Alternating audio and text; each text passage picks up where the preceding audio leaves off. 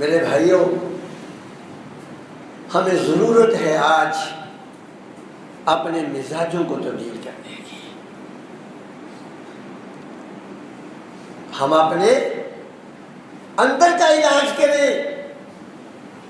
और ये कुरान मजीद जो है ना, ये अंदर का इलाज करने के लिए है,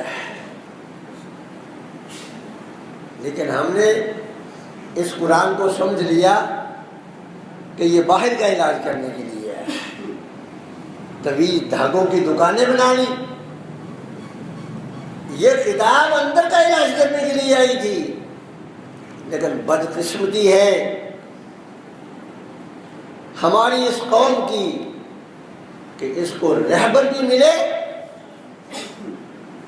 तो ऐसे मिले जो खुद इस हकीकत से आगाह नहीं।